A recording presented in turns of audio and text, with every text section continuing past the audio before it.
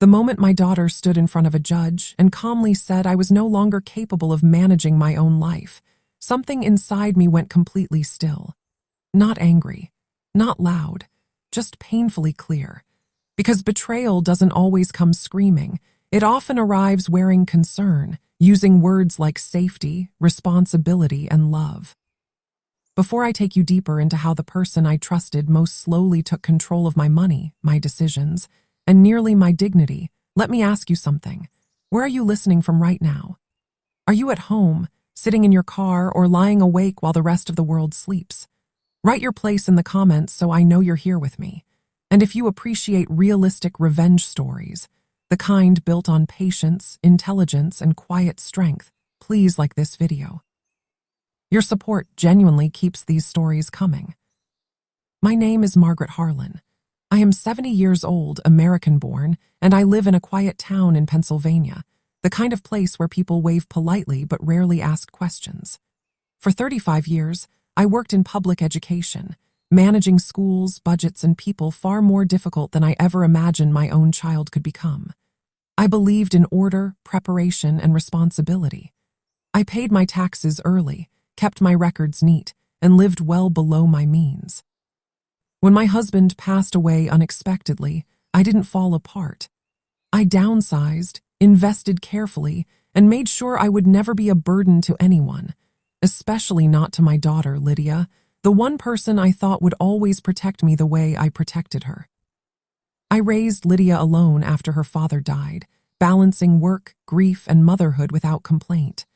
I paid for her education, supported her ambitions, defended her mistakes, and trusted her judgment long after others warned me not to.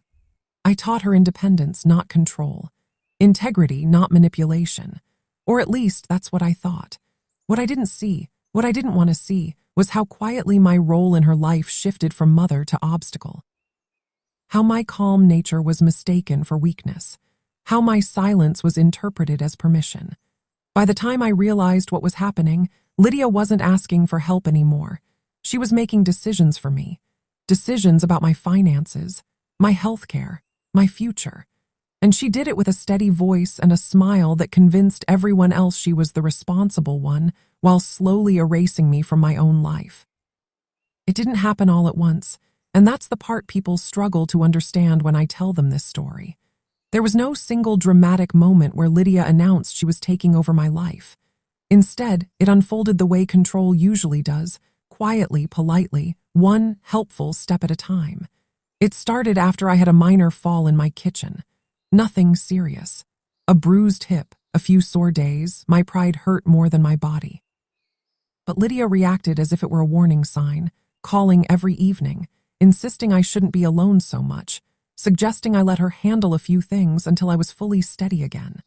She offered to review my bills, just to make sure nothing slipped through the cracks. Then she suggested adding her name to one account, for emergencies only. She spoke carefully, always framing it as concern, always reminding me how busy I used to be, how much I had already carried in my life.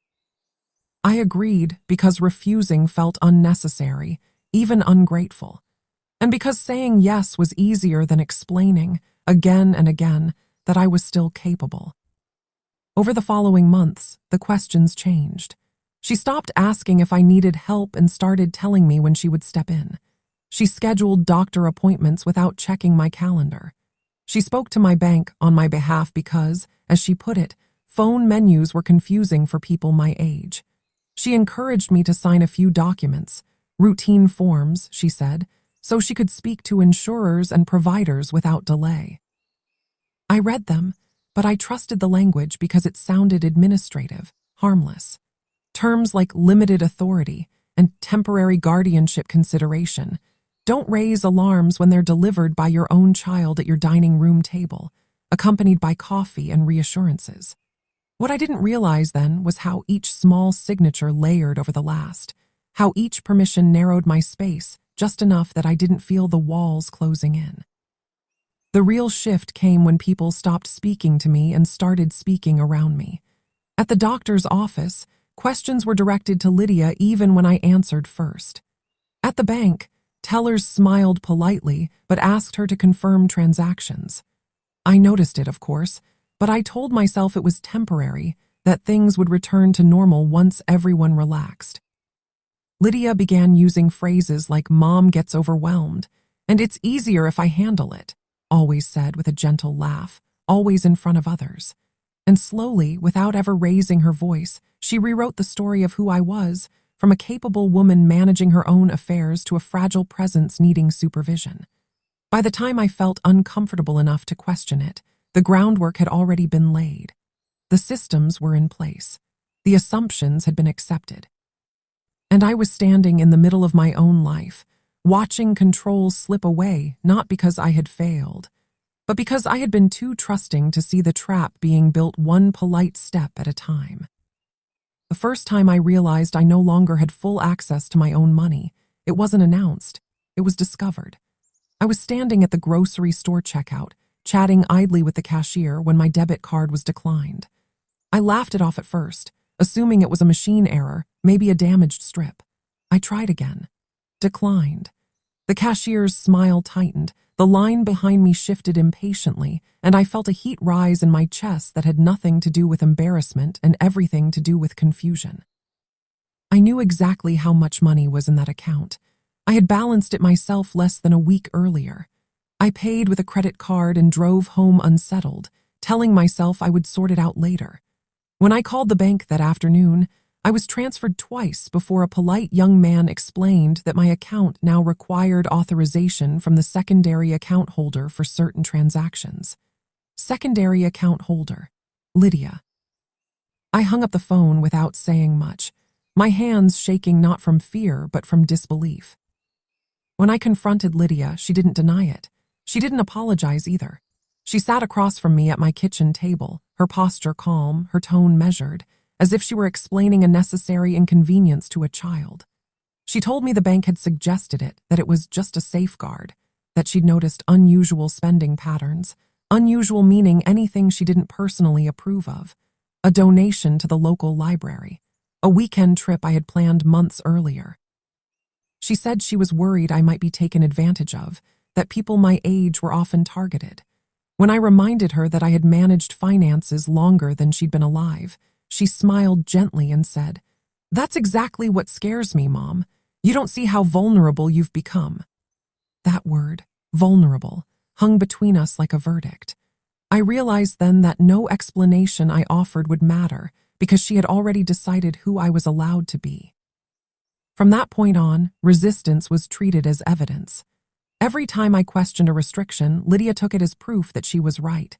If I grew frustrated, she called it emotional instability. If I raised my voice, she called it confusion. She began documenting things, missed calls, forgotten appointments, moments taken out of context, always framed as concern, always quietly collected. Friends noticed changes too. Invitations slowed. Conversations felt strained, as if people were unsure whether to speak freely around me. Lydia had been talking to them as well, I later learned, preparing them just in case. She was building a case, brick by brick, not with lies but with selective truth, shaping a narrative where my independence looked like denial and her control looked like love. And what hurt the most wasn't the loss of access or authority.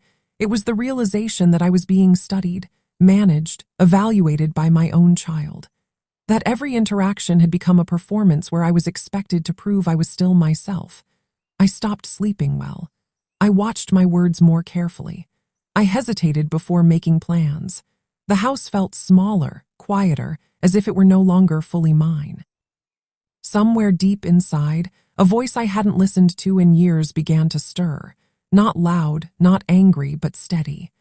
It whispered a truth I could no longer ignore. This was not protection. This was control, and if I didn't reclaim myself soon, there would be nothing left to reclaim at all. The moment I understood that I wasn't dealing with misunderstanding, but with strategy, something fundamental shifted inside me. Not panic, clarity. There is a particular kind of calm that arrives when fear gives up and hands the wheel to resolve. I remember sitting alone in my living room one evening, the lamp casting a familiar yellow glow on the furniture I had chosen myself decades earlier, realizing that I had allowed my life to be quietly reassigned without my consent. Lydia wasn't improvising anymore, she was executing. The paperwork, the conversations, the subtle rewrites of my identity, it all followed a logic. And that meant one thing: it could be unraveled. I stopped arguing. I stopped correcting her in front of others. I stopped trying to prove I was capable because I finally understood that proof was not what she wanted. What she wanted was reaction, emotion, resistance, something she could point to as confirmation. So instead, I became still, cooperative, pleasant. I thanked her for her help. I asked her opinions. I let her believe the story she had written was holding. Inside, though, I began to prepare. Quietly, methodically. The same way I had once prepared school budgets and crisis plans, the same way I had rebuilt my life after my husband died. I started by making lists, dates, conversations, documents I remembered signing. I requested copies of records under the guise of organizing my papers. I scheduled my own appointments again, politely insisting on speaking directly when possible. I took notes, not obsessively but carefully, because facts have weight when emotions are dismissed. I contacted an old colleague, a retired attorney I trusted, and asked general questions without revealing too much. Hypothetical questions, I called them, about guardianship, about financial authority, about revocation. Each answer tightened the outline of a plan I hadn't yet named. Lydia mistook my silence for surrender. She grew more confident, more relaxed, less guarded. She spoke more freely around me, sometimes forgetting that I was listening.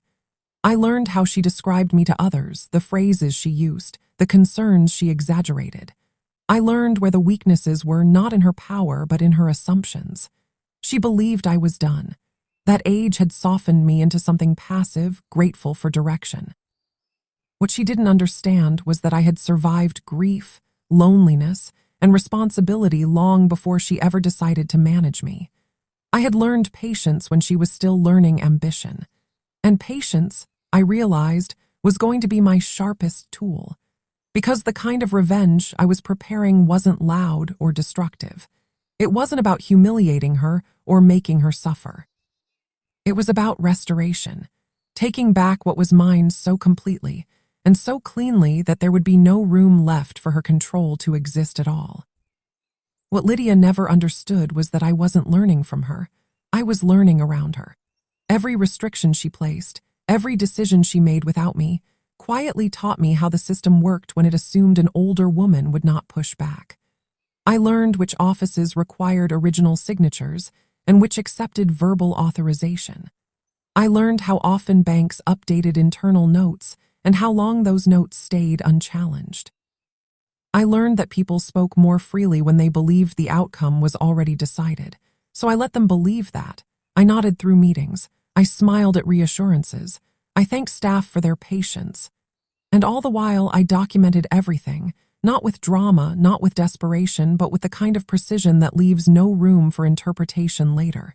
Dates, names, exact language used, the difference between suggested and required. One afternoon, while Lydia was out of town, I visited a legal aid office 2 counties over, somewhere no one knew me. I didn't walk in asking to reclaim my life. I asked questions as if I were advising someone else. What rights does a person retain under temporary financial oversight? What constitutes coercion when consent is involved? The attorney listened carefully, then asked me something I hadn't been asked in months. What do you want? The simplicity of the question nearly broke me.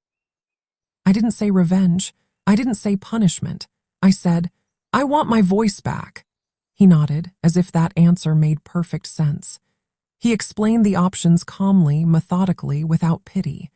And as he spoke, I realized how thoroughly Lydia had underestimated me, not because she was cruel, but because she had never needed to imagine me as anything other than compliant.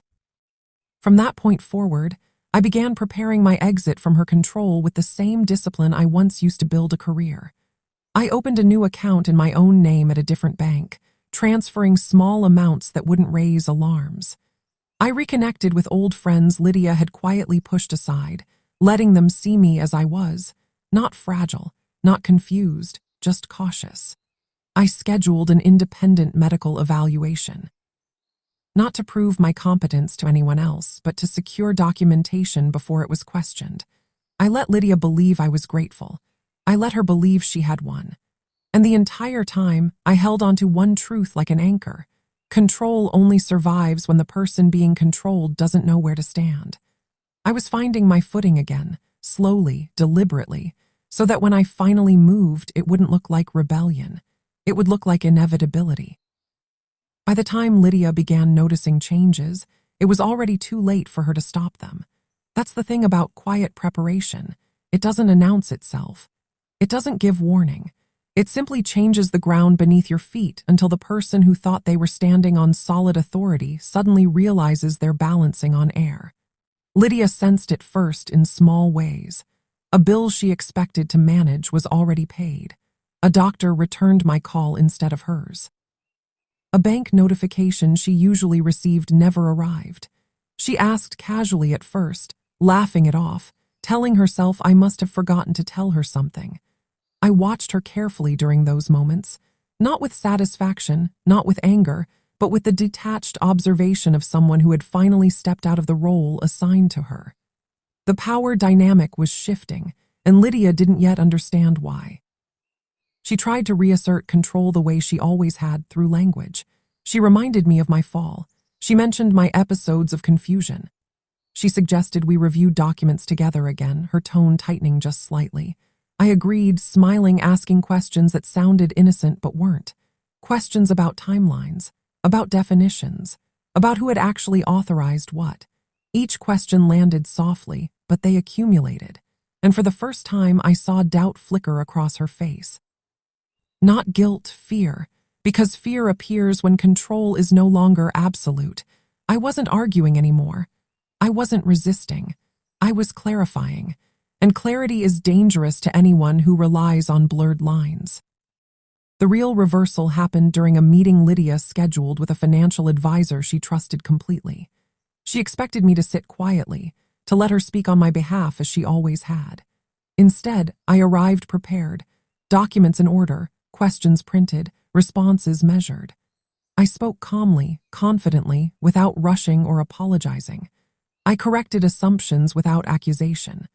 And as the conversation unfolded, I saw the advisor's attention slowly shift from Lydia to me. Not dramatically, professionals are subtle, but unmistakably. I was no longer the subject of concern. I was the decision maker. Lydia noticed it too. Her posture changed. Her voice sharpened. She interrupted more often. And in doing so, she revealed exactly what she had been trying to hide, that her authority over me was never about my safety. It was about her certainty that I would never challenge her narrative. When we left that office, she didn't speak in the car. Neither did I. Silence filled the space between us, heavy and final. I wasn't celebrating. I wasn't relieved. I was resolved. Because what I was doing now wasn't retaliation, it was reclamation. And there is nothing more unsettling to someone who has built power on quiet compliance than realizing the person they controlled has learned how to stand, speak, and walk forward without asking permission. The confrontation didn't happen the way people imagine these moments should, with shouting, tears, or slammed doors. It happened on an ordinary Tuesday afternoon, in my living room, with sunlight falling across the same rug where Lydia once played as a child. Ordinary settings have a way of making truths harder to escape. She came over expecting routine, documents to review, decisions to approve, her version of order restored. Instead, she found me seated calmly with a folder on the table between us. Not dramatic, not threatening, just complete. I told her I had spoken to an attorney. I didn't raise my voice or accuse her of anything. I simply stated facts, that certain authorizations were being revoked, that financial access would be restructured, that future decisions regarding my health and assets would be made by me unless a court decided otherwise. I watched her carefully as I spoke, noting how her confidence cracked not all at once, but in stages. First disbelief, then irritation, then something dangerously close to panic. She tried every tactic she'd used before: concern, disappointment, emotional appeal. She reminded me of sacrifices she'd made, of responsibilities she carried, of how hard it was to worry about me all the time.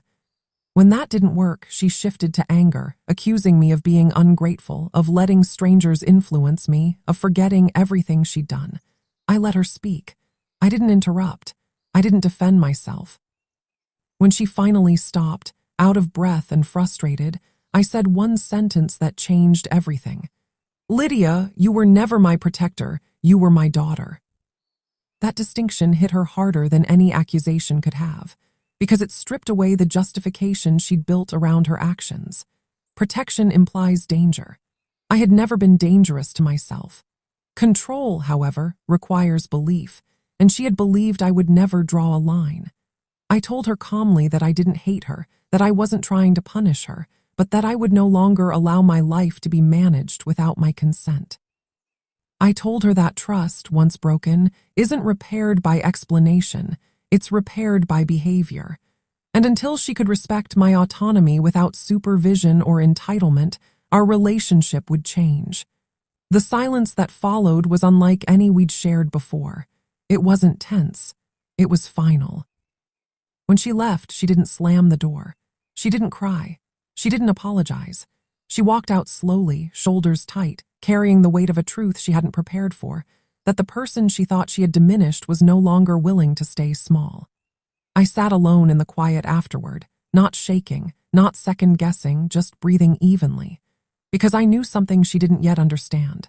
The moment you reclaim your agency, the story stops being about revenge and starts being about freedom. The days after that conversation unfolded slowly, not with chaos, but with a strange, almost sacred stillness. The house felt different, not emptier, but clearer. Every room seemed to exhale as if it had been holding its breath for years. I woke up earlier than usual, not from anxiety, but from purpose.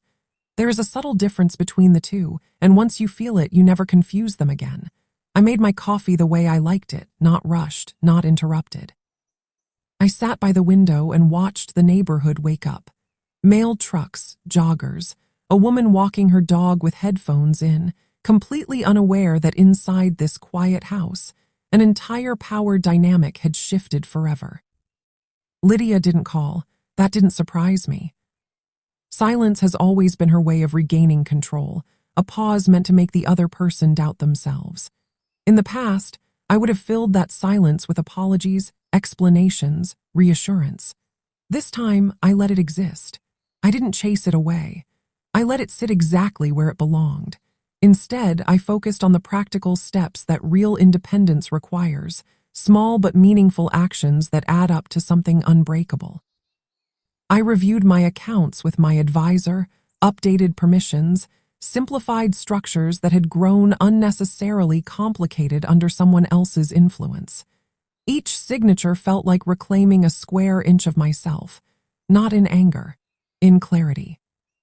What surprised me most wasn't Lydia's absence. It was how light I felt without constantly anticipating her reactions. For years, every decision I made had been filtered through a silent question. How will she respond? That question was gone now, and in its place was something unfamiliar but exhilarating: choice. I began doing things not because they were approved, but because they felt right. I took long walks without explaining where I was going. I bought a chair I didn't need but loved. I reconnected with people I had drifted from quietly, not out of conflict, but out of compliance. And as I did, I noticed something profound. People responded to me differently, not because I demanded respect, but because I carried it differently. There were moments of sadness, of course. Grief doesn't disappear just because you make a strong decision. I grieved the version of motherhood I thought I was living, the mutual respect, the shared trust, the assumption that love automatically protects both sides. I grieved the time I spent minimizing myself to keep peace that was never truly peaceful. But grief, when faced honestly, doesn't weaken you. It clarifies you. And with that clarity came an unshakable understanding. Betrayal doesn't always come with malice.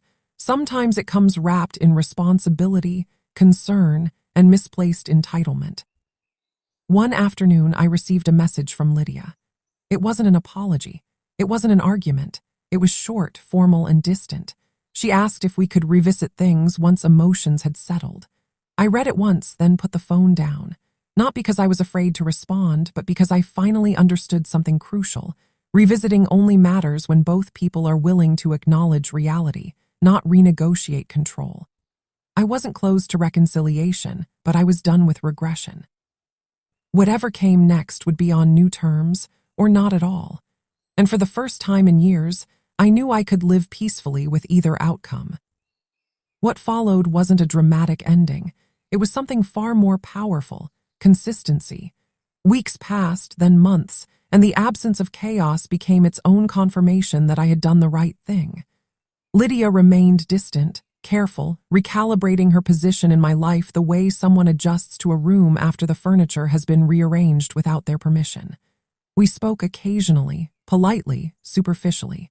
No probing questions, no subtle pressure. And for the first time, I could hear what wasn't being said just as clearly as what was. She was learning, slowly and painfully, that access is not the same as authority, and love does not grant ownership. I, on the other hand, was discovering parts of myself that had been dormant for years, not because I lacked strength, but because strength had been redirected into endurance. I started volunteering at the local literacy center twice a week, something I'd postponed endlessly because it wasn't practical.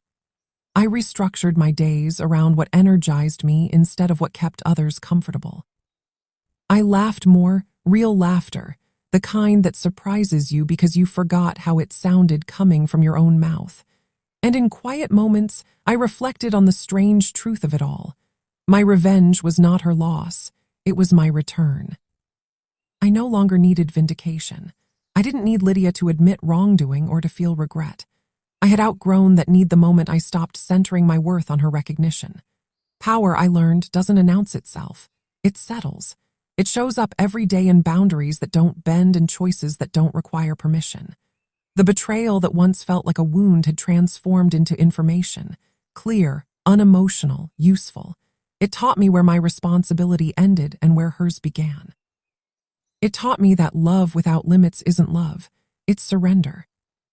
One evening, as I sat alone on the porch watching the sky turn amber, I realized something that made me smile softly. The story I thought was about betrayal had become a story about authorship. I was no longer reacting to someone else's narrative. I was writing my own, one calm decision at a time. And whatever Lydia chose to do with her awareness going forward was no longer my burden. I had given her what every adult deserves: clarity.